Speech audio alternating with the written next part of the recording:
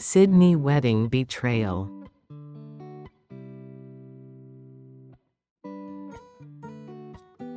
Chapter 1. The invitation torn. The morning sun cast long shadows across the worn, timber floorboards of Eleanor Walsh's Glebe Terrace. But today, even the golden light couldn't warm the chill that had settled deep in her bones. She sat at her kitchen table, the same scarred oak surface where she'd fed Daniel his breakfast porridge for 18 years, staring at the cream-colored envelope that had arrived with yesterday's post. Her name had been there once. Mrs. Eleanor Walsh in elegant script, written in Amelia's careful hand. But now, thick black ink slashed across it like a wound. The letters so violently crossed out that the pen had torn through the expensive paper. Below it, in the same aggressive strokes, uninvited. Eleanor's fingers trembled as she turned the invitation over. The embossed details mocked her. Mr. Daniel Walsh and Miss Amelia Cromwell request the pleasure of your company. The venue was listed as the prestigious Currabilly Club, overlooking Sydney Harbour. She could picture it perfectly, crystal chandeliers reflecting off the water, guests in their finest attire. The kind of wedding that graced the society pages. The kind of wedding her son apparently didn't want his mother to witness. 65 years on this earth, she whispered to the empty kitchen, and my own boy treats me like a stranger. The argument from 3 weeks ago still echoed in her mind, as fresh and painful as if it had happened yesterday. Daniel had stormed through her front door, the same red door she'd painted with his father's help 28 years ago, his face flushed with anger and something else. Desperation. "Mum, you're being selfish. It's just a house. Just a house." Eleanor's gaze drifted to the kitchen window, where she could see the small courtyard garden where David had taught Daniel to kick a football, where they'd shared countless Sunday barbecues, where Daniel had blown out the candles on 18 birthday cakes, where the back wall still bore the faint chalk marks of his childhood, drawing stick figures of their family, hearts, and his name spelled out in wobbly letters. "Amelia's family is covering most of the costs, but we need more. The venue, the flowers, the photographer, it all adds up. If you sold this place, you could move somewhere smaller, more manageable. And we'd have enough for the kind of wedding Amelia deserves. The kind of wedding Amelia deserves. Not the kind of wedding Daniel wanted, but what she deserved." Even then, Eleanor had noticed the distinction. Though she'd been too hurt to analyze it properly. She'd stood her ground that day. Her voice steady despite the tears threatening to spill. "This isn't just property, Daniel. This is where you grew up. Where your father and I built our life together. These walls hold every important moment of our family. Dad's dead, Mum." The words had cut through the kitchen like glass. "He's been dead for 3 years. You can't live in the past forever." "I'm not living in the past. I'm honoring it. There's a difference." That's when he'd said it, the words that had haunted her every night. "Since, sometimes I think you love this house more than you love me." How could he believe that? How could her own son, the child she'd carried for 9 months, nursed through fevers, cheered through school plays and football matches, think that bricks and mortar could ever compare to her love for him? Eleanor pushed back from the table and walked to the mantelpiece in the living room, where photographs chronicled their life together. Daniel as a toddler, gap-toothed and grinning. His first day of school, navy uniform pressed and shoes polished. His university graduation, where he'd hugged her so tightly. She could barely breathe, whispering, "Thank you for everything, Mum," in her ear. And then there was David. Her husband of 32 years, taken too soon by a heart attack. That gave no warning, no chance for goodbyes. In the photo, he was laughing at something off camera. His arm around Eleanor's shoulders. Both of them sun-weathered from years of working in their garden together. "What would you do, love?" she asked his image. "How'd I reach him when he won't let me?" The house creaked around her, settling into the afternoon warmth. Every sound was familiar, the way the floorboards groaned near the bathroom. The gentle rattle of the windows when trucks passed on Glebe Point Road. The whisper of eucalyptus leaves brushing against the tin roof. These weren't just sounds. They were the rhythm of home, the background music of her life. But Daniel couldn't hear it anymore. Somewhere between childhood and 31 years old. Between his father's death and meeting Amelia. He'd forgotten how to listen to the language of family, of belonging. Eleanor returned to the kitchen and picked up the invitation again. The ceremony was scheduled for Saturday afternoon, just 4 days away. She'd initially planned to respect Daniel's wishes to stay away, and let him have his perfect wedding without the embarrassment of his selfish mother. But sitting here now, surrounded by the memories of raising him, she felt something shift inside her chest. This wasn't about the house anymore. This wasn't about money or weddings or Amelia's expensive tastes. This was about a mother's love for her child. About refusing to let pride and misunderstanding sever the most important bond in her life. She walked to the window again, looking out at the back wall, where those childhood chalk marks still faded slowly under years of weather. Daniel had drawn their family there when he was 7, 3 stick figures holding hands under a sun with too many rays. Above it, in his careful child's handwriting, "My family is the best." When had he stopped believing that? Eleanor made herself a cup of tea, the ritual bringing comfort as it always did. Earl Grey in her favorite china cup, the one with tiny blue flowers that David had given her on their first anniversary. As the steam rose and the afternoon light began to slant lower through the windows, she made a decision that surprised her with its clarity. She would go to the wedding. Not as the uninvited guest, not to cause a scene or embarrass Daniel in front of Amelia's wealthy family.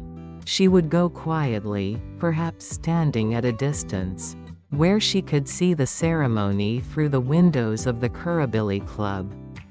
Just to witness her son's happiness, to be present for one of the most important days of his life. Even if he didn't know she was there. Because that's what mothers do. They love without conditions, without reciprocity, without guarantee of thanks or recognition. They show up, even when they're not wanted. Because love isn't about being comfortable or convenient. Love is about being present.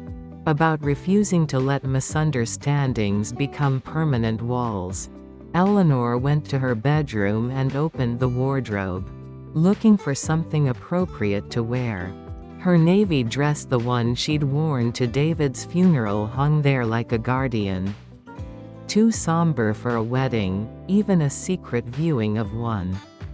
She chose instead a soft blue blouse and gray skirt, understated but respectful. As she laid out her clothes for Saturday, Eleanor felt something she hadn't experienced in weeks: peace. Not the peace of resignation, but the peace of purpose. She might not understand what had happened to her relationship with Daniel, might not know how to bridge the gap that had opened between them. But she knew one thing with absolute certainty. She was his mother. That bond couldn't be uninvited, couldn't be crossed out with angry pen strokes, couldn't be dissolved by arguments about houses and money, and the expectations of people who didn't know their history. Saturday would come, and Daniel would marry Amelia in their harborside ceremony. Surrounded by crystal and flowers and all the trappings of a perfect wedding. And somewhere in the shadows, hidden but present, his mother would be watching with a heart full of love and hope for his happiness. Even if he never knew she was there. The sun was setting now, painting the terrace walls in shades of amber and rose. Eleanor made herself a simple dinner soup and toast, the kind of meal she'd grown accustomed to since David's death, and ate it while watching the evening news. But her mind wasn't on the weather forecast or traffic reports. Instead, she found herself planning Saturday's logistics. How early she'd need to leave, what route to take to Currabili, where she might position herself to see without being seen. It felt like planning a mission, which in many ways, it was. A mission of love, of maternal instinct, of refusing to let her child face one of life's biggest moments, believing he was alone in the world. After dinner, Eleanor did something she hadn't done since the fight with Daniel. She called her sister Margaret in Melbourne. "Ellie, is everything all right? It's not like you to call so late." "I'm fine, Marg. I needed to hear a friendly voice." "Oh, love. Is this about Daniel's wedding? I saw the announcement in the Sydney Morning Herald. Quite the society event, from the sound of it." Eleanor almost smiled. Margaret had always been able to read between the lines. "He uninvited me." The silence on the other end of the line stretched long enough that Eleanor wondered if the connection had dropped. "He what?" "We had a fight. About selling the house to help pay for the wedding. He thinks I'm being selfish, living in the past." "Maybe he's right. Eleanor Walsh, don't you dare. That house is your home, your sanctuary. David built those garden beds with his own hands, for heaven's sake. No one has the right to ask you to give that up, not even Daniel." "But what if I'm losing him, Marg? What if holding onto the house means losing my son? Then he's the one who needs to examine his priorities, not you. Tell me you're not seriously considering selling." Eleanor looked around her kitchen, at the worn countertops and the calendar still turned to the month. David died, at the small imperfections that made this place uniquely theirs. "No, I'm not selling. But I'm also not giving up on Daniel." She told Margaret about her plan to attend the wedding from a distance, expecting her sister to talk her out of it, to call her foolish or stubborn. Instead, Margaret was quiet for a long moment. "You know what? I think that's exactly what you should do." "But Ellie?" "Yes? Don't go alone. Take someone with you. Beatrice, maybe? You shouldn't have to carry this by yourself." Beatrice, Eleanor's friend from the hospital where she'd worked as a nurse for 35 years before retiring. Beatrice, who had held Eleanor's hand through David's funeral, who brought casseroles during the worst of her grief, who never judged and always listened. "You think she'd come with me? I think Beatrice would walk through fire for you if you asked her to. Call her tomorrow." After they hung up, Eleanor felt lighter somehow. Margaret was right, she didn't have to face Saturday alone. And having Beatrice there would help, not just for moral support. but because Beatrice had a way of seeing situations clearly, of cutting through emotion to find practical solutions. Eleanor prepared for bed with more purpose than she'd felt in weeks. She set her alarm for early morning, planning to call Beatrice first thing. Then she'd spend Friday preparing not just her outfit and logistics, but her heart. Because whatever happened on Saturday, whatever she witnessed from her distant vantage point, she wanted to be ready to see her son marry the woman he loved. Even if that woman had convinced him to cross his mother's name off the guest list. As she lay in the darkness of her bedroom, the same room she'd shared with David for 3 decades, Eleanor listened to the familiar sounds of her terrace settling for the night. Tomorrow would bring new challenges, and Saturday would test every ounce of strength and dignity she possessed. But tonight, for the first time in weeks, she felt connected to something larger than her hurt feelings and wounded pride. She felt connected to the eternal, unbreakable bond between mother and child, to the love that doesn't ask for permission or wait for invitation. Daniel might not know it yet, but he wouldn't face his wedding day alone. His mother would be there, loving him from whatever distance was required, holding space in her heart for his happiness. Even if there was no space for her at his celebration. Because that's what love does. It shows up, even when it's uninvited. Chapter 2: Secrets from a Stranger. The morning of Daniel's wedding arrived with the kind of crystalline Sydney sky that made promises it couldn't keep. Eleanor had been awake since 4:30, her internal clock refusing to acknowledge that this was meant to be a day of rest. She'd made tea, toast she couldn't eat, and had already changed clothes twice when her phone rang at 7:15. The number was unfamiliar, a mobile with a Sydney area code that made her heart skip. For a wild moment, she thought it might be Daniel, calling to apologize, to invite her back into his life. But the voice that greeted her was female, young, and trembling with what sounded like barely contained urgency. "Mrs. Walsh? Eleanor Walsh?" "Yes, this is Eleanor." "Who is this?" "My name is Rebecca Chen." God, I don't know how to start this. I got your number from the phone book. I used to live with Amelia. Amelia Cromwell. Your son's." The voice faltered. "Fiancé," Eleanor finished, her grip tightening on the phone. "They're getting married today." "I know. That's why I'm calling." "Mrs. Walsh, I need to tell you something about Amelia. Something your son needs to know before he makes the biggest mistake of his life."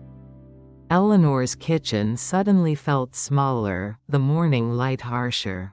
She pulled out a chair and sat down heavily. "I'm listening. Can we meet? I have things to show you. Documents. Recordings. I've been carrying this around for months, telling myself it wasn't my business, but I can't let Daniel walk into this blind. Not when I know what she's really like." The desperation in Rebecca's voice cut through Eleanor's caution. This wasn't a prank call or some jealous ex-friend stirring up drama. This was something else entirely. "Where do you want to meet?" "There's a cafe on Glebe Point Road, just near the university." Bad manners. Do you know it? Eleanor did know it. She'd passed it countless times during her evening walks. "I can be there in 20 minutes. "Thank you, Mrs. Walsh. And I'm sorry about everything." Eleanor dressed quickly, her hands shaking slightly as she buttoned her cardigan. The blue outfit she'd chosen for her distant wedding vigil remained laid out on the bed, but now everything had changed. Whatever Rebecca had to tell her, whatever evidence she claimed to possess, it might alter the entire trajectory of this terrible day. Bad Manners was bustling with the usual Saturday morning crowd: university students nursing hangovers over strong coffee, young families with pushchairs, cyclists in Lycra discussing their weekend routes. Eleanor spotted Rebecca immediately, not because she'd described herself, but because she was the only person sitting alone who looked like she was carrying the weight of the world on her shoulders. She was perhaps 25, with long black hair pulled back in a messy bun and dark circles under her eyes that spoke of sleepless nights. When she saw Eleanor approaching, she stood quickly, nearly knocking over her untouched latte. "Mrs. Walsh, thank you for coming." They sat across from each other in a corner booth, and Rebecca immediately pulled a manila folder from her oversized handbag, clutching it like a lifeline. "I shared a flat with Amelia for 8 months, Rebecca began without preamble. "In Paddington. This was about 2 years ago, before she met Daniel. I thought I knew her, you know?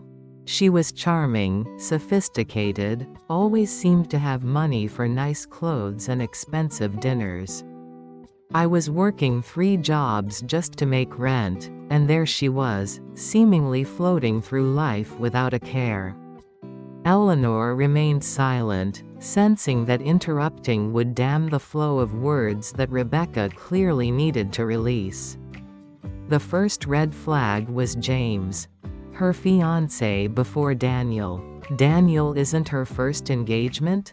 Rebecca's laugh was bitter. "He's her 4th. That I know of." She opened the folder and pulled out a photograph. "This is James Hartwell. His family owns property in the Hunter Valley vineyards." The photo showed a pleasant-looking man in his 30s, his arm around a radiant Amelia at what appeared to be an engagement party. The ring on her finger was enormous. They were together for 6 months. Amelia moved in with him, started planning this massive wedding, convinced him to put a deposit on a house in Mossman. Then, about 3 weeks before the ceremony, she broke it off. Said she needed space to find herself. But I overheard her on the phone with someone, I think it was her sister, laughing about how she'd gotten James to spend nearly $200,000 on the wedding preparations and deposits. Money that wasn't refundable. Eleanor felt cold despite the cafe's warmth. She kept the money? She kept everything. The engagement ring, which she sold. Her share of the house deposit, which she claimed as compensation for emotional distress. James was devastated. His family nearly went bankrupt trying to cover all the losses. Rebecca pulled out more photographs. "This is Marcus, engagement number 3. He owned a tech startup. Similar story, whirlwind romance, expensive ring, lavish wedding plans. She convinced him to liquidate part of his business to fund their dream wedding, and buy her a car. Then she disappeared 2 weeks before the ceremony. Took the car, kept the ring, left him with debts he's still paying off."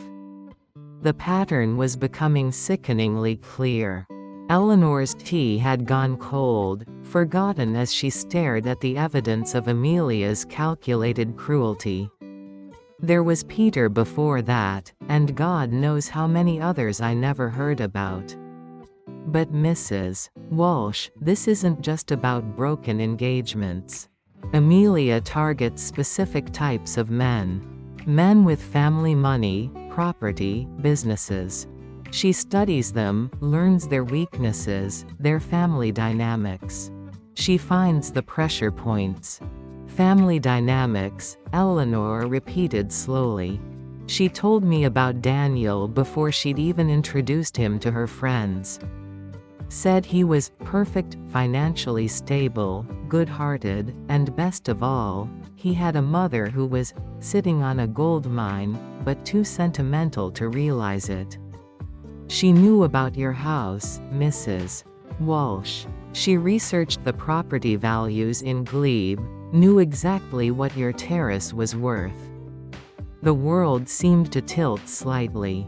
Eleanor gripped the edge of the table. She planned this from the beginning? From their second date. She came home that night with this calculating look in her eyes. Started talking about wedding venues that would naturally require family contributions, about the importance of starting marriage with a solid financial foundation. She was strategizing how to separate you from your house before she'd even slept with your son. Rebecca reached into the folder again and pulled out several printed emails. These are from her personal account. I copied them before I moved out. I know it was wrong, but something about the whole situation felt so predatory. Eleanor read the first email, addressed to someone named Caroline. The mother is the key. She's grief-stricken and isolated since the husband died. Daniel feels guilty about that. He's the type who thinks he should be able to fix everything. If I can position the wedding costs as a way for him to help his mother move on from her past, he'll pressure her himself. I won't even have to be the villain. By the time the house sells, we'll have enough for the wedding plus a nice nest egg. Then I can reassess whether he's worth keeping around long term. The words hit Eleanor like physical blows. She read the email twice, then a third time, unable to fully process the casual cruelty of it. There's more, Rebecca said gently. But maybe you should prepare yourself. Eleanor nodded mutely, and Rebecca handed her another printout, this one a bank statement. This is Amelia's account from last month. Look at the transactions. Eleanor scanned the figures, her nurse's training helping her parse the data despite her emotional state. Large deposits, expensive purchases, cash withdrawals that made no sense for someone supposedly struggling to afford a wedding. She's not broke, Eleanor said. She's never been broke. Her family has money, not as much as she pretends, but enough. The thing is, Amelia never spends her own money if she can help it. She sees men like Daniel as investments, sources of funding for her lifestyle. Rebecca pulled out her phone and scrolled to an audio file. This is the worst part, Mrs. Walsh. I recorded this about a month ago. She was drunk, on the phone with that same sister, and I couldn't let her get away with it anymore. She hit play, and Amelia's voice filled their corner of the cafe, slurred but unmistakably venomous. God, Caroline, you should see how pathetic he gets when I mention his mother. Mum this, mum that. It's disgusting. But it works, you know? I just have to sigh and say something about understanding family bonds, and he practically throws money at me. The wedding budget has tripled since I started the whole honoring his parents routine. Eleanor's hands clenched in her lap. And the mother, Jesus, what a piece of work. Living in that house like some sort of shrine to her dead husband. Daniel feels so guilty about her being alone that he'd probably sell his own kidney if I suggested it would make her happy. The beautiful thing is, she'll think selling the house was his idea. She'll sacrifice everything for her precious boy, and she'll never know it was me pulling the strings. Caroline's voice was fainter but audible. What happens after the wedding? When the money's spent, Amelia's laugh was chilling. That depends on how useful he remains.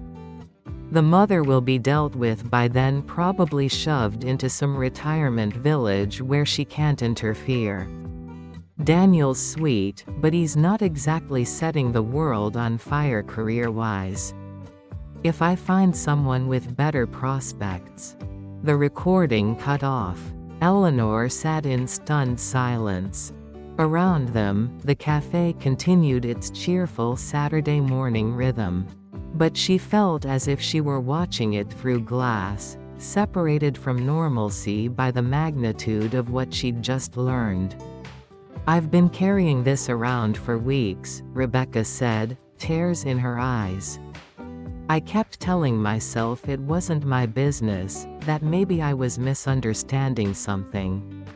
But then I saw the wedding announcement in the paper, and I couldn't live with myself if I didn't try to stop this." "Why?" Eleanor's voice was barely a whisper. "Why are you telling me this? You don't know me." "Because my grandmother lost her house to someone like Amelia. A man who convinced her that selling was the practical thing to do, that family was more important than property. She died 6 months later, in a nursing home she hated, having lost everything that connected her to my grandfather's memory. I was 15 and couldn't do anything to help her. But I can help you." Eleanor looked down at the evidence scattered across the table, the photographs, emails, bank statements, the phone containing that damning recording. Proof of a calculated campaign to destroy her family, to manipulate her son's love and guilt into weapons against her. The worst part was how perfectly it had worked. Daniel's anger, his accusations of selfishness, his certainty that she cared more about the house than about him, all of it had been choreographed by a woman who saw him as nothing more than a means to an end. "The wedding is in 6 hours, Eleanor said. "I know. I drove past the venue this morning. The setup looks incredible. She's spared no expense with Daniel's money, of course." Eleanor's mind was racing. Every instinct told her to grab this evidence and run straight to Daniel, to shake him until he saw the truth. But she also knew her son. In his current state of mind, confronted with proof of his fiancée's deception hours before their wedding, he might well shoot the messenger. Their relationship was already fractured. This revelation could shatter it entirely if handled wrong.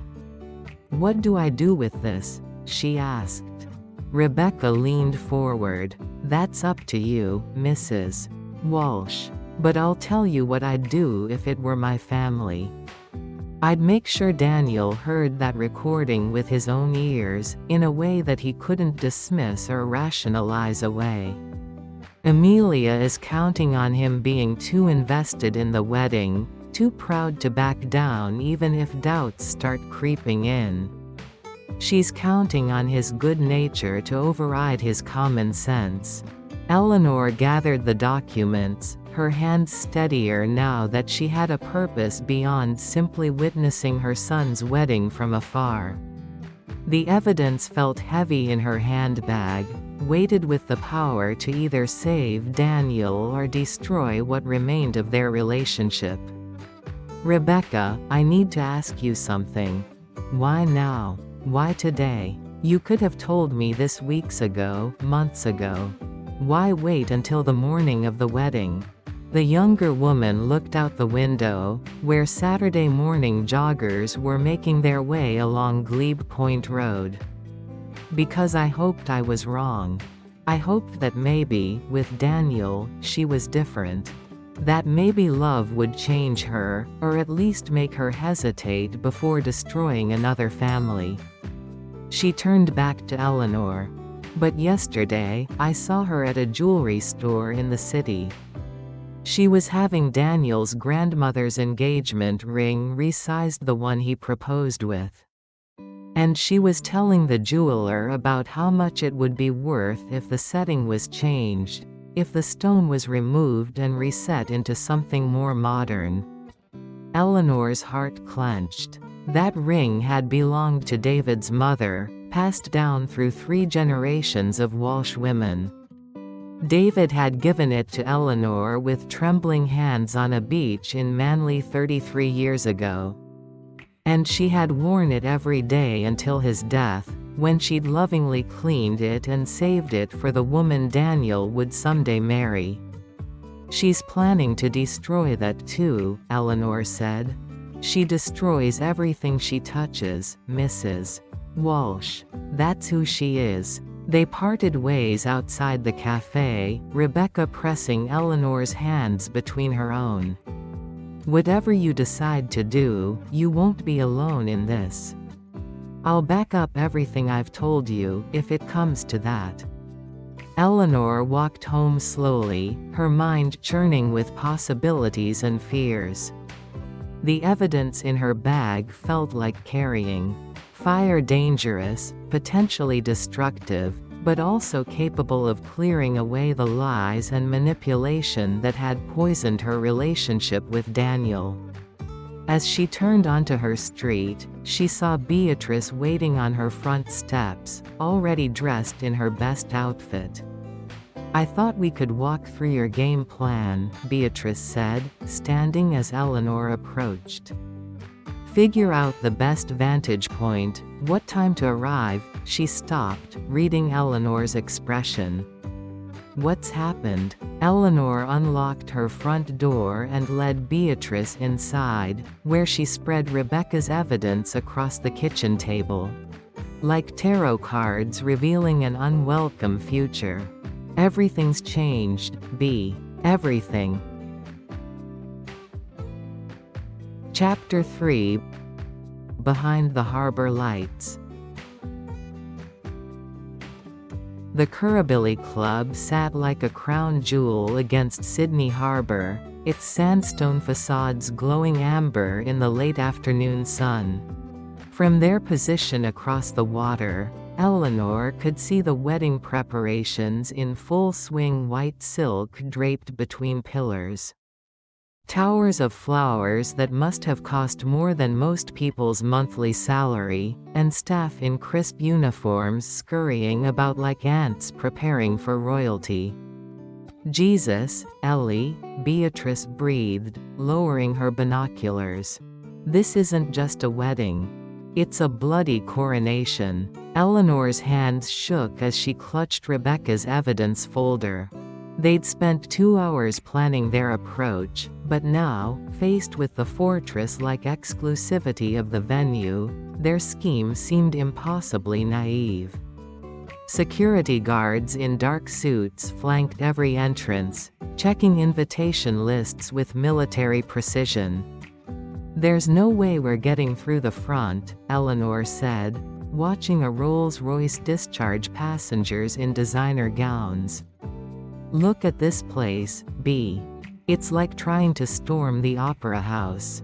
Beatrice studied the building through her binoculars again, her nursing background making her naturally tactical. "Service entrance," she said suddenly. "Every venue has one. Staff don't get to use the royal treatment entrance." They circled the building at a distance, Eleanor's heart hammering against her ribs. Every step felt like walking deeper into enemy territory. The folder under her arm seemed to pulse with radioactive urgency, proof that could save her son, if only she could get close enough to deliver it. The service entrance was tucked away behind a screen of native plants, invisible from the main approaches but buzzing with catering trucks and florist vans. Eleanor watched staff members flow in and out, their black uniforms a stark contrast to the opulence visible through the main windows. "I know someone," Beatrice said suddenly. "Jenny Morrison. Used to work at the hospital before she went into catering. If she's working this gig." As if summoned by her words, a familiar figure emerged from the service door carrying empty champagne boxes. Jenny Morrison, still compact and energetic at 55, her gray hair pulled back in the same practical bun she'd worn during her nursing days. Beatrice Bloody Henderson. Jenny's face lit up with genuine delight. What are you doing lurking around back here? Jenny, thank God. Listen, we need help. This is Eleanor Walsh. Her son's getting married here today, but there's been a terrible misunderstanding about the guest list. Eleanor marveled at how smoothly Beatrice spun the story, technically true but strategically incomplete. Jenny's expression softened immediately. Oh love, family drama at weddings is the worst. Happens more often than you'd think. Come on then, let's see what we can do. Within minutes, Eleanor and Beatrice were inside the service corridors of the Currabilly Club.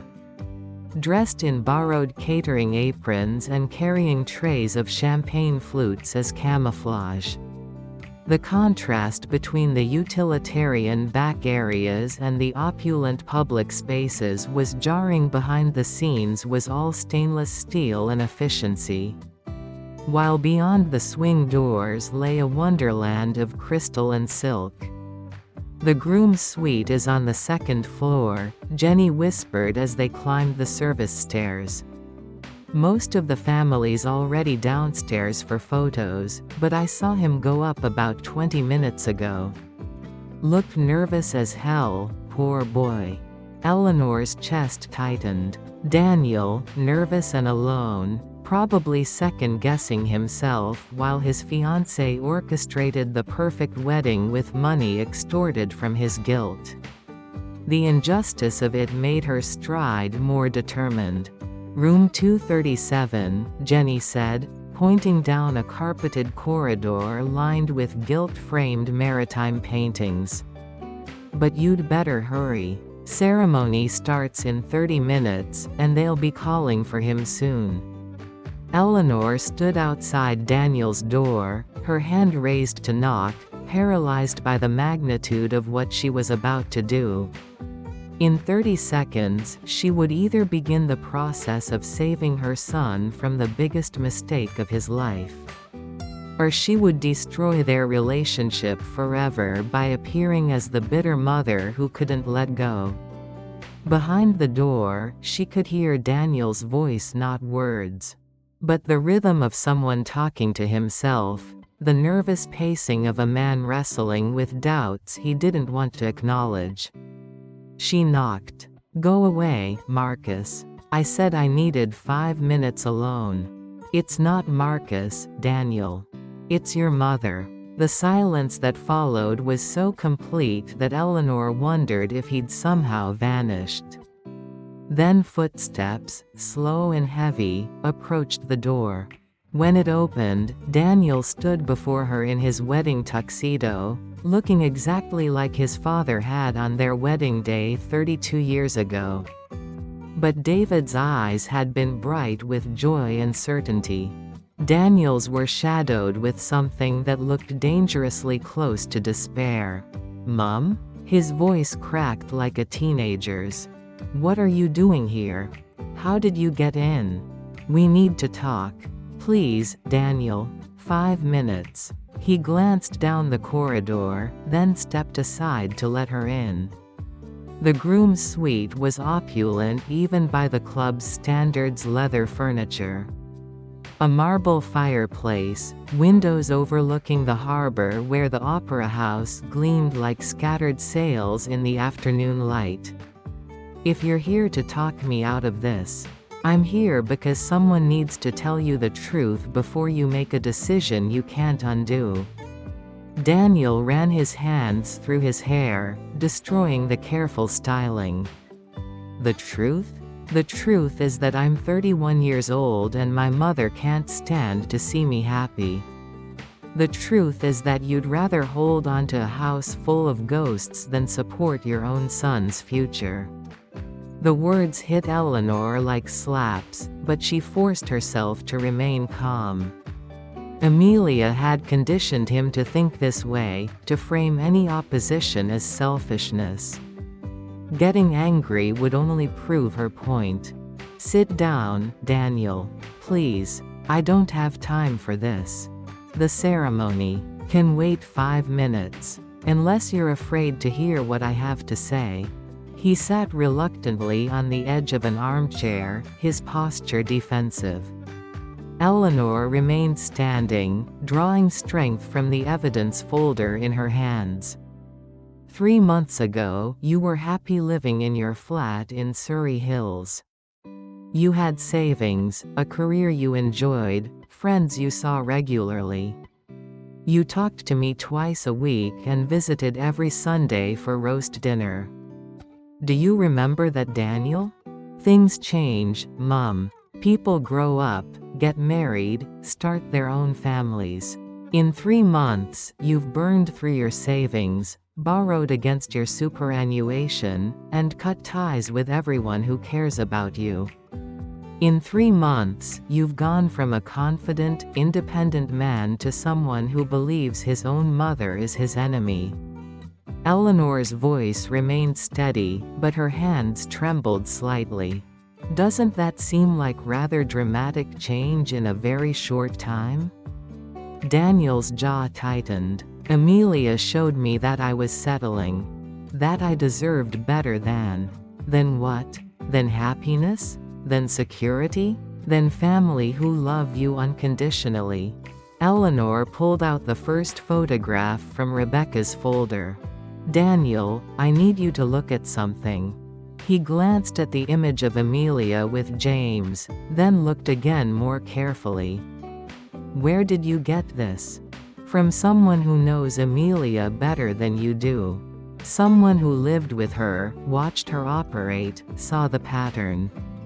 Eleanor sat down across from him, the folder open on the coffee table between them. His name is James Hartwell. Ring a bell? Daniel's face had gone pale. She mentioned him once. An ex-boyfriend who couldn't handle commitment. He was her fiancé. For 6 months. Look at that ring she's wearing, familiar, isn't it? The engagement ring in the photo was unmistakably similar to the one Daniel had given Amelia, his grandmother's ring, reset but still recognizable. She's done this before, Daniel. Multiple times. Eleanor laid out the other photographs, watching her son's expression shift from defensiveness to confusion to the first flickers of horrifying recognition. Each time, the pattern is the same. Whirlwind romance, expensive wedding plans, pressure on the families to contribute financially, then. She showed him the bank statements, the emails, watched him read Amelia's cold calculations about manipulating his guilt over Eleanor's grief. His hands shook as he turned each page. This has to be fake, he whispered, but his voice carried no conviction. I wish it were. Eleanor pulled out her phone and opened the audio file Rebecca had shared. Daniel, I need you to listen to something. But I want you to know, whatever happens after this, I love you. That will never change. She pressed play. Amelia's voice filled the elegant room, drunk and vicious and utterly without disguise. God, Caroline. You should see how pathetic he gets when I mention his mother. Daniel's face went through a series of expressions: disbelief, recognition, horror, and finally a kind of devastated understanding. When Amelia's recorded laughter echoed through the room, he lurched toward the bathroom and Eleanor heard him being violently sick. She followed him, found him gripping the marble sink, staring at his reflection like he no longer recognized himself. She's right, he said finally. I am pathetic. No, Daniel. You're trusting. You're loving. You wanted to believe that someone could love you enough to build a life with you, and there's nothing pathetic about that. I destroyed us, he said, still staring at his reflection. Everything I said to you, the way I treated you. Christ, Mum, I was so cruel. Eleanor moved to stand behind him, meeting his eyes in the mirror. You were manipulated by an expert. Someone who studied your good heart and used it against you. The house, he said suddenly. She kept pushing about the house. Said it would be a fresh start for both of us, that it was unhealthy for you to live with so many memories. The house was never the real issue, love. The real issue was that she was systematically cutting you off from everyone who might see through her performance. Daniel turned to face her. How did you know? How did you find out? Someone who cares about justice more than minding her own business. Someone who watched Amelia destroy other families and refused to let her destroy ours. A sharp knock at the suite door interrupted them. Daniel? It's time, mate. Everyone's waiting. Marcus's voice, urgent but respectful. Daniel and Eleanor stared at each other. Below them, 300 wedding guests were seated in the club's main hall. The string quartet was playing, and Amelia was probably making final adjustments to her dress, secure in her victory. What do I do? Daniel's voice was that of a lost child. There are 300 people downstairs. The press is here, the society photographer, journalists from the social pages. If I don't go through with this, the scandal will be enormous, Eleanor agreed. There will be gossip, speculation, social embarrassment for everyone involved. Another knock, more insistent. Daniel? The bride is asking for you. Eleanor took her son's face in her hands. But Daniel, if you do go through with this, knowing what you know now, the scandal will eventually be much worse. And you'll be legally tied to someone who sees you as a financial instrument, not a partner. Daniel closed his eyes, and when he opened them, Eleanor saw her boy, the child who used to run to her when the world got too complicated. Who trusted her to help him find his way. Will you come with me? He asked. Where? To end this. I can't face her alone, Mum. Not yet. Eleanor felt a fierce surge of maternal protection. Of course. But Daniel, are you absolutely certain? Once we walk out of this room, there's no going back. He looked once more at the evidence scattered across the coffee table, the photographs of Amelia's previous victims. The cold calculations in her emails, the damning audio recording. Then he straightened his shoulders in a gesture. Eleanor remembered from his childhood, when he'd steel himself to face playground bullies or difficult school presentations. I'm certain, he said. Let's go find my fiancé. They left the suite together, Eleanor's hand on Daniel's arm. Both of them walking toward a confrontation that would either free him from Amelia's web or destroy everything they had left. Behind them, the harbor sparkled in the late afternoon sun, beautiful and indifferent to human drama. Ahead lay the most important 5 minutes of their lives. Chapter 4. The Shattered Bride. The bridal suite was a temple to perfection. Cream silk draped every surface, white roses, filled crystal vases, and the afternoon light streaming through the harbor-facing windows created an almost ethereal glow. At the center of it all stood Amelia Cromwell, resplendent in a dress that cost more than most people's cars. Her reflection multiplied in the room's gilt mirrors like a goddess surrounded by her own radiance. She was alone. Her bridesmaids had been dismissed to take their positions. Her mother was greeting guests downstairs, and her sister Caroline was handling last-minute coordination with the photographer. It was the first time Eleanor had seen her future daughter-in-law without an audience. without the performance of charm and grace that had so thoroughly enchanted Daniel. Without witnesses, Amelia's mask had slipped entirely. She stood before the full-length mirror, not admiring her reflection but analyzing it with the cold calculation of a general surveying a battlefield. Her fingers drummed against her bouquet of white orchids as she mentally rehearsed her victory speech, because that's what this was to her. Not a wedding, but a conquest. Eleanor and Daniel watched from the doorway, neither moving nor speaking. Beatrice hung back in the corridor, keeping watch for interruptions. The moment stretched taut as a violin string, pregnant with the weight of revelations and the promise of destruction. Amelia. Daniel's voice cut through the silence like a blade. She spun around, her face instantly transforming into the radiant bride she'd been performing for months. Daniel. Darling, you're not supposed to see me before. She stopped mid-sentence as she registered Eleanor's presence. The mask faltered, just for a moment, but long enough for Daniel to see the flash of pure hatred that crossed her features. Mrs. Walsh. Amelia's voice was honey over glass.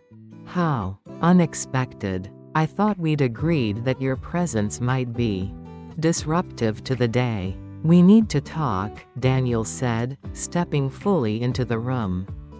His face was pale but determined, the evidence folder clutched in his hands like a weapon. Amelia's eyes immediately went to the folder, and Eleanor saw something she hadn't expected: fear. Not guilt, not shame, but the primal fear of a predator who suddenly realizes she's walked into a trap. Daniel, sweetheart, whatever your mother has told you, surely it can wait until after. I know about James Hartwell. The words fell into the perfumed air like stones into still water.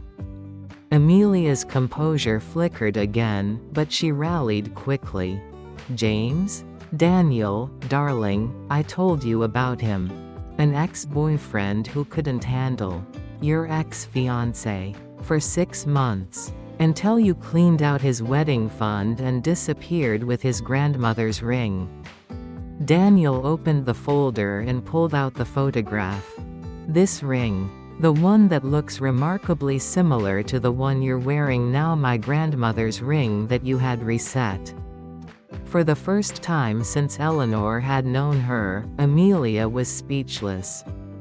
She stared at the photograph, her mind clearly racing through possible explanations, damage control scenarios, exit strategies.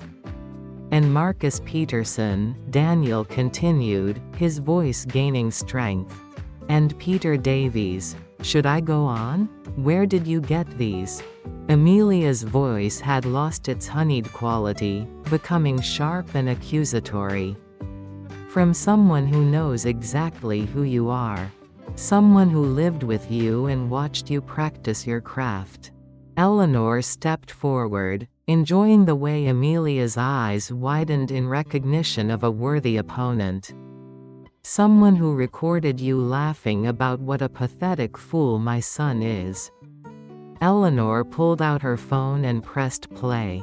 Amelia's recorded voice filled the bridal suite, drunk and vicious and completely unguarded. God, Caroline, you should see how pathetic he gets when I mention his mother. Mum this, mum that.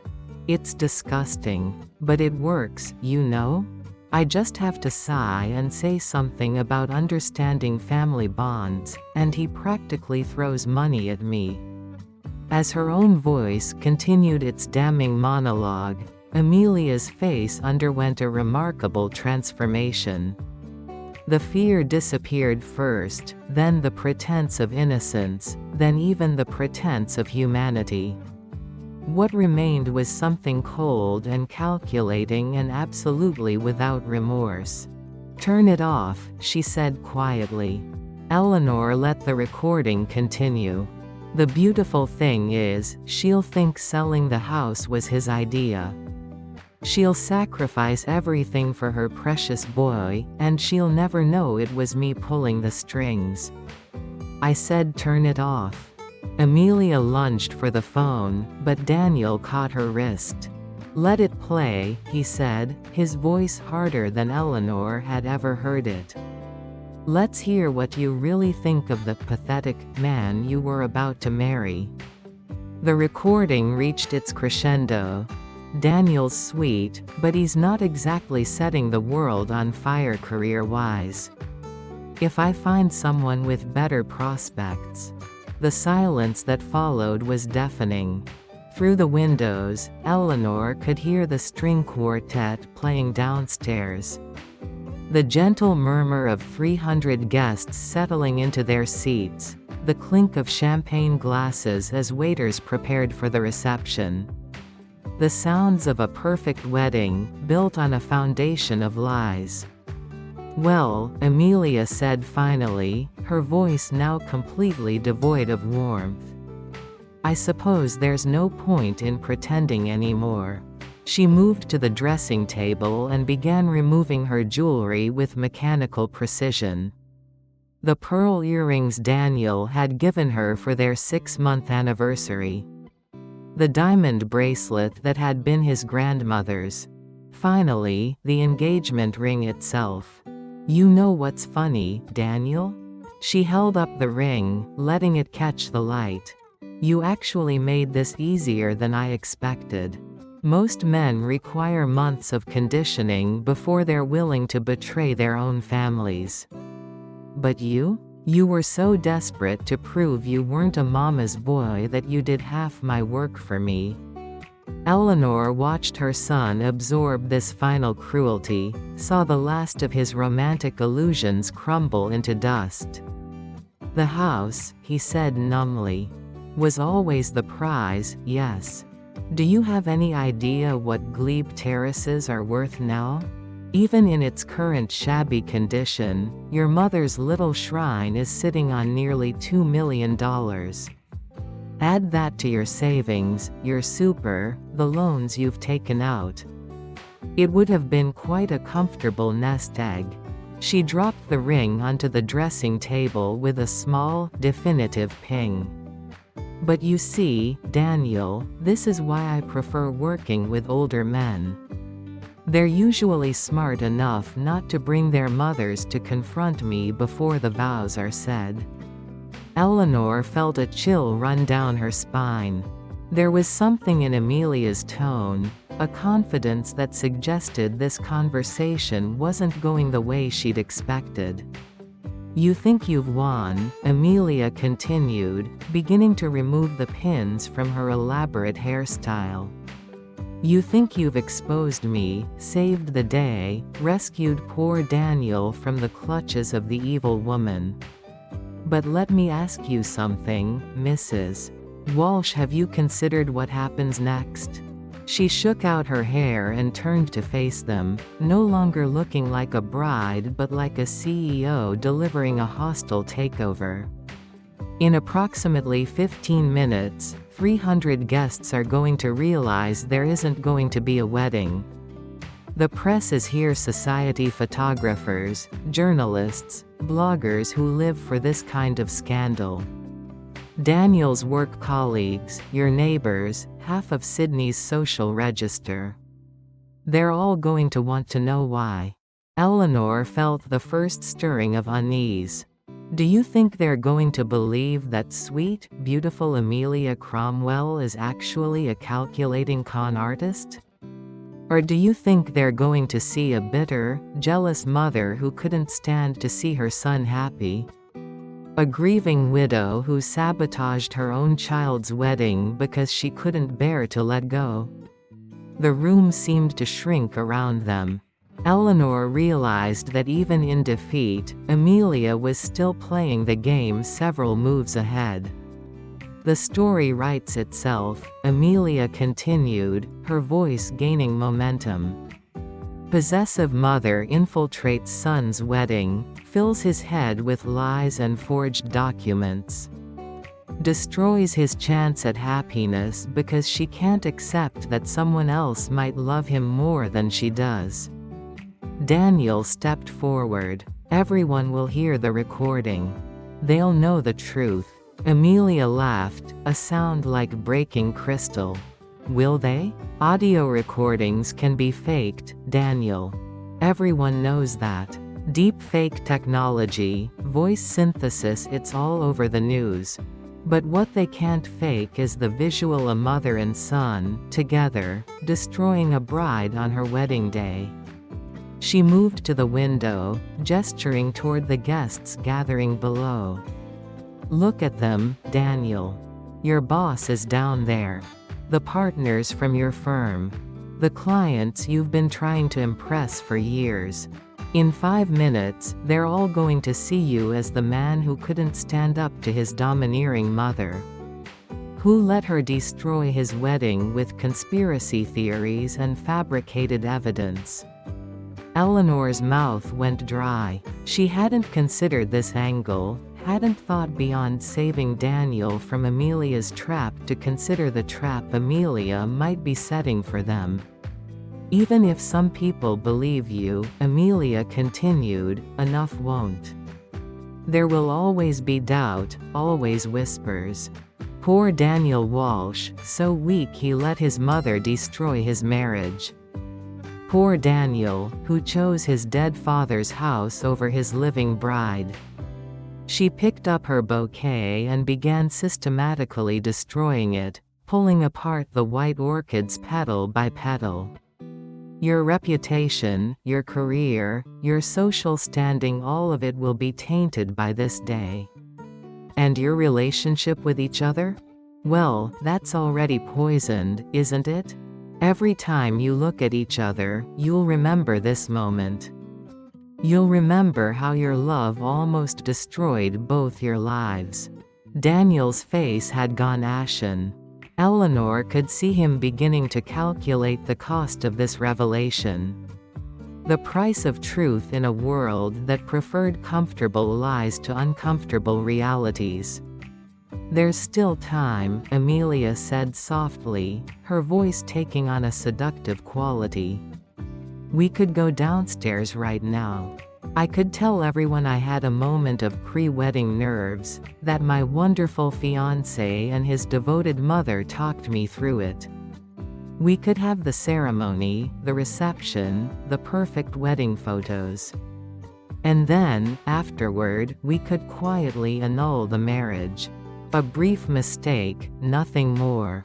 Your reputation's intact, your relationship healed by your mutual triumph over my temporary madness. Eleanor watched her son wrestling with the offer, saw the terrible appeal of choosing the lie over the truth. It would be so much easier, so much cleaner. They could walk away from this day as heroes. Instead of victims, as the family that overcame adversity instead of the family that aired their dirty laundry in front of Sydney society. All it would cost, Amelia concluded, is your integrity. Your self-respect. Your ability to look at yourselves in the mirror without seeing the people who chose comfort over truth. The offer hung in the air between them like a poisonous flower, beautiful and tempting and absolutely deadly. Daniel looked at his mother, then at Amelia, then back at Eleanor. His face was a battlefield of competing loyalties and fears. Outside, the wedding march began to play. Chapter 5. A New Foundation. The wedding march played on, its majestic notes drifting up from the main hall like a countdown to Judgment Day. Eleanor watched her son's face as he wrestled with Amelia's poisonous offer, saw the terrible appeal of choosing the easy lie over the difficult truth. But then Daniel straightened his shoulders in that gesture. Eleanor remembered from his childhood the moment when her boy would stop being afraid and start being brave. No, he said quietly. We're not doing this. Amelia's confident expression flickered. Daniel, think about what you're. I'm thinking about my father. Daniel's voice grew stronger. About the man who taught me that integrity isn't just about doing the right thing when it's easy. It's about doing the right thing, especially when it costs you everything. He moved to the dressing table and picked up his grandmother's engagement ring, holding it like a talisman. Dad used to say that true wealth isn't measured in what you own, but in what you're willing to sacrifice for the people you love. You've spent months teaching me to measure my worth by appearances, by what other people think, by how much I can spend on a wedding. But you know what? I'd rather be poor and honest than rich and hollow. Eleanor felt tears prick her eyes as she heard David's words echoing through their son's voice. Amelia's mask was slipping again, revealing something desperate beneath the calculation. You're making a mistake, Daniel. You have no idea how cruel people can be, how. Actually, came a voice from the doorway, I think people might be more understanding than you expect. Everyone turned to see Rebecca Chen standing in the entrance to the bridal suite, but she wasn't alone. Behind her stood Jenny Morrison from the catering staff, and behind Jenny, Eleanor's breath caught. Beatrice had assembled what looked like a small army. Marcus, Daniel's best man, several of Daniel's colleagues from work, two women Eleanor didn't recognize, but who looked distinctly like journalists, and most surprising of all, an older man in an expensive suit who bore a striking resemblance to Amelia herself. "Hello, Amelia," the older man said, his voice heavy with weary disappointment. "I think it's time we had a family conversation." Amelia's face went white. "Daddy? What are you doing here? How did you?" "Rebecca contacted me this morning," he said, stepping into the room. "Showed me the evidence, played me the recordings. I've spent the day making some calls, verifying some facts." His expression was grim. "Did you really think I wouldn't find out eventually? That I wouldn't notice the pattern of broken engagements? The mysterious influxes of cash? The expensive purchases you couldn't possibly afford on your trust fund allowance?" The room had become impossibly crowded, but Eleanor found herself fascinated by the family dynamic playing out before her. This was clearly a conversation years in the making. "James Hartwell is my golf partner," Amelia's father continued. "Marcus Peterson's father and I serve on the same charity board. When Rebecca showed me the evidence of what you'd done to them, I realized I'd been funding your hobby for years without understanding what it was." One of the journalists stepped forward, her recorder already running. "Mr. Cromwell, are you confirming that your daughter has a pattern of defrauding men through fake engagements?" "I'm confirming that my daughter needs help," he said firmly. "Professional help. And that any man she's harmed deserves restitution." Amelia spun on Rebecca, her composure finally cracking completely. "You little bitch. This is all your fault. If you'd just minded your own business." "If I'd minded my own business," Rebecca said calmly, "Daniel would be married to you right now, and in 6 months he'd be divorced, bankrupt, and homeless. Just like James. Just like Marcus." Marcus, Daniel's best man, stepped forward with a grim expression. "Daniel, mate, there's something else you need to know.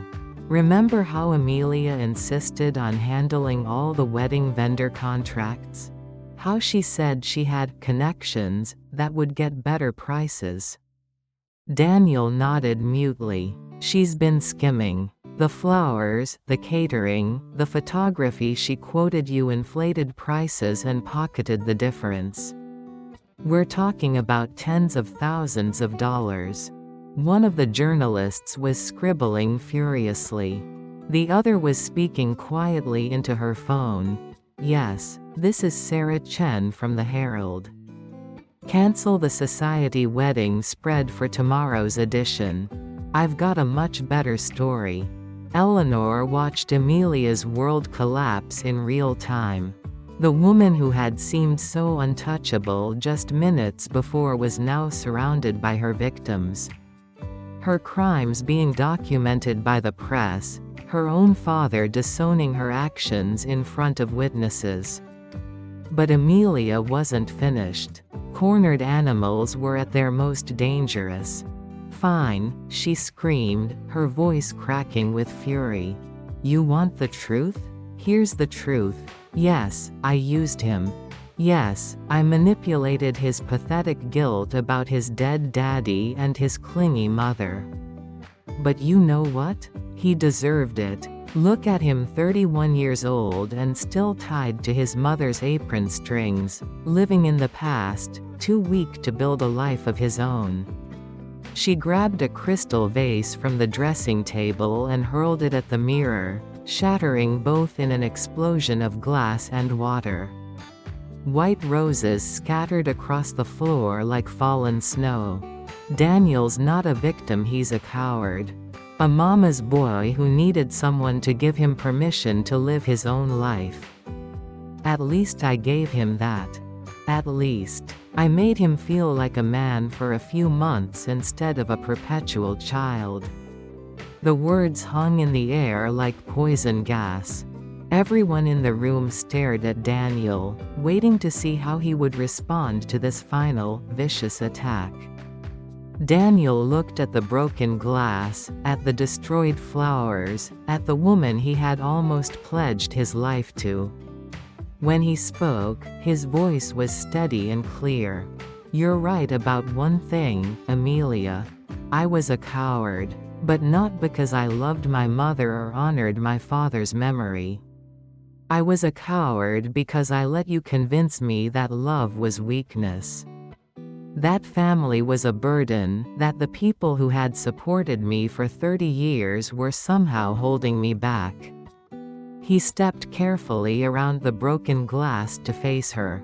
"But you know what the difference is between us? I can learn from my mistakes. I can grow, change, become better. You're exactly the same predator you were when you destroyed James, and Marcus, and Peter. The only thing that's changed is that this time, you got caught." Amelia's face contorted with rage, but before she could respond, her father took her firmly by the arm. "That's enough, Amelia. We're leaving. Now." He looked around the room with profound embarrassment. "I'll be in touch with each of you to discuss restitution. My daughter will be getting the help she needs, far away from Sydney." As they headed toward the door, Amelia twisted back for one final shot. "This isn't over, Daniel. You think you've won something, but all you've done is prove that you'll choose your mother over everyone else for the rest of your pathetic life. No woman will ever be able to compete with Saint Eleanor and the shrine to your dead father." "You're absolutely right," Daniel said calmly. "No woman will ever be able to compete with my mother. Because my mother loves me without conditions, without ulterior motives, without expecting me to change who I am to deserve that love. The woman I eventually marry won't have to compete with that, she'll be welcomed into it." Eleanor felt her heart swell with pride as her son continued. "You see, Amelia, you never understood what family actually means. You saw my love for my mother as weakness, but it's actually my strength. It's the foundation that lets me trust, the security that lets me take risks, the example that shows me what real love looks like. Any woman worth marrying would recognize that and value it, not try to destroy it." Amelia's father led her away, her wedding dress trailing behind her like a deflated parachute.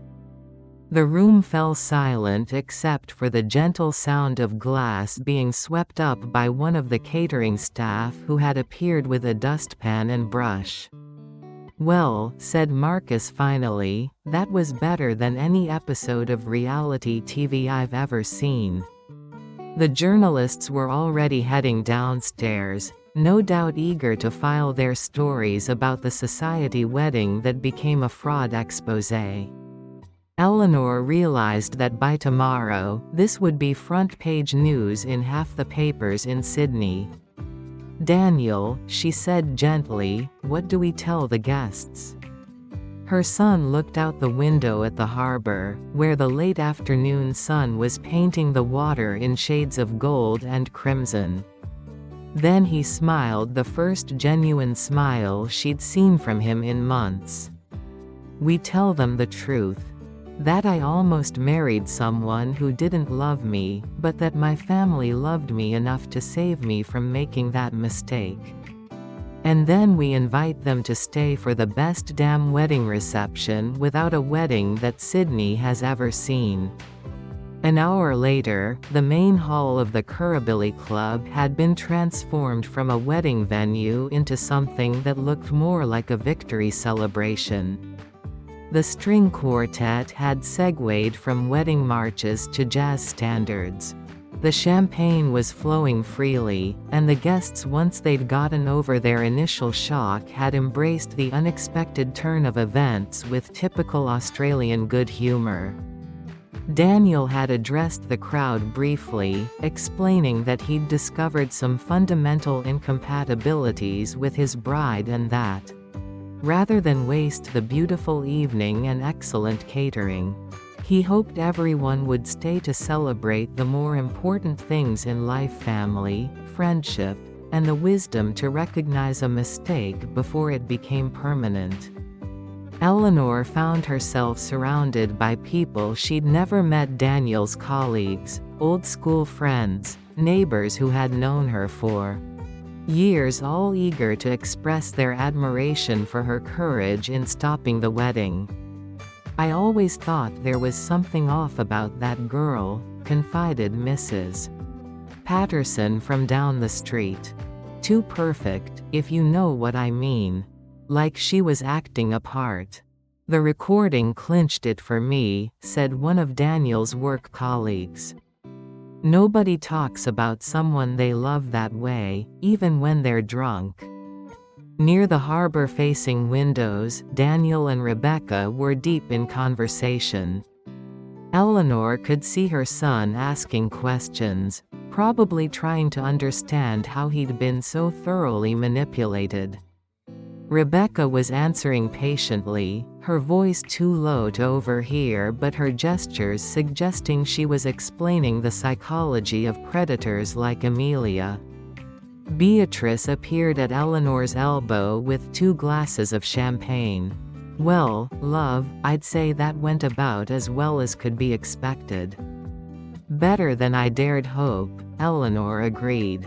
"Though I suspect the real work starts now. Daniel's going to need time to process all of this, to rebuild his confidence."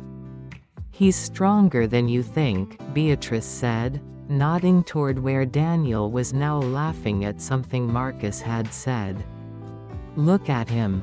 3 hours ago he was a broken man ready to marry his destroyer. Now he's hosting a party to celebrate his freedom. That's not weakness, Ellie. That's resilience." As the evening progressed, Eleanor found herself thinking about David. How he would have handled this situation, what he would have said to Daniel in the aftermath. She could almost hear his voice. The boy did good, love. Found his backbone when it mattered most. Near midnight, as the last of the guests were making their farewells and the catering staff were cleaning up, Daniel approached his mother. "Mum? Could we go home? To the house? I know it's late, but I'd like to see the garden." Dad's garden. They took a taxi back to Glebe, riding in comfortable silence through the quiet Saturday night streets. When they arrived at the little terrace, Eleanor made tea while Daniel wandered through the rooms. He'd grown up in, reacquainting himself with the memories he'd been ready to sacrifice. They ended up in the back courtyard, sitting on the old wooden bench David had built beside his vegetable patch. The night air was soft and fragrant with jasmine, and somewhere in the distance, the harbor sparkled under a three-quarter moon. "I'm sorry, Mum," Daniel said finally. "For everything I said, everything I believed about you, about this place. I was so wrapped up in trying to prove I was independent that I forgot the difference between independence and isolation."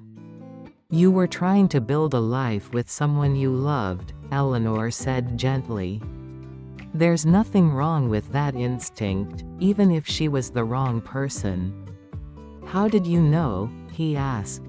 "What made you suspicious of her when everyone else, including me, was completely taken in?" Eleanor considered the question. "I think it was the way she talked about your father. Not just that she was dismissive, lots of people don't know how to handle grief. But she talked about him like he was a competitor, like his memory was something standing between her and what she wanted from you. Someone who really loved you would understand that your father's love didn't diminish her place in your life, it enhanced it, because it taught you how to love deeply." Daniel nodded slowly. "She kept telling me I needed to move forward from losing Dad. But I was never stuck in the past, was I? I was carrying the best parts of it with me." "That's exactly right." Eleanor reached over and squeezed his hand. "Your father didn't raise you to forget him when he died. He raised you to carry his values, his love, his lessons into whatever future you built. That's not living in the past, that's honoring the foundation that made you who you are." They sat in companionable silence, looking at the back wall where Daniel's childhood chalk drawings were still faintly visible in the moonlight. The stick figures holding hands under a many-rayed sun, the wobbly letters spelling out, "My family is the best." "I'd like to stay here for a while, if that's all right," Daniel said eventually. "Not permanently, I'm still a grown man who needs his own space. But just until I get my bearings back, figure out how to trust my own judgment again." "Your room is exactly as you left it," Eleanor said with a smile. "Though I should warn you, I've been using it as a storage room. It might take some excavating to find the bed." Daniel laughed, and the sound filled the little courtyard like music. "I think I can handle a bit of archaeological work." As they prepared to go inside, Daniel paused and looked back at the garden. "Do you think Dad would be proud of how today turned out?" Eleanor thought about her husband, about his unwavering belief in doing the right thing, even when it was difficult, about his fierce love for his family, about the values he'd tried to instill in their son. "I think your father would be proud that when it mattered most, you chose truth over comfort, family over reputation, and love over fear," she said. "I think he'd say you finally learned the most important lesson he tried to teach you. Which was, that real strength isn't about standing alone. It's about knowing who you can trust to stand with you." They went inside together, mother and son reunited, not just by crisis overcome but by understanding reclaimed. The house settled around them with familiar creaks and sighs, welcoming Daniel home. Not as a defeated child seeking refuge, but as a grown man who had learned the difference between independence and isolation, between moving forward and running away. In the morning, they would begin the work of rebuilding Daniel's confidence, his trust in his own judgment, his belief in the possibility of love without manipulation. There would be difficult conversations, painful realizations, and the slow work of healing from emotional abuse. But tonight, they were simply a family again, sitting at the kitchen table where Eleanor had fed Daniel breakfast for 18 years. Sharing tea and quiet conversation as the house that had raised him sheltered them both once more. Outside, Sydney slept on, unaware that in a little terrace in Glebe, a mother and son had rediscovered the truth that Amelia Cromwell had tried so hard to destroy, that love, real love, doesn't ask you to choose between the people who matter to you. It asks you to choose the people who would never make you choose at all.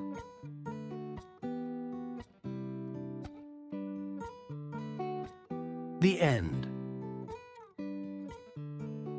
Please consider liking and subscribing. If this story resonated with you, it greatly supports my writing journey.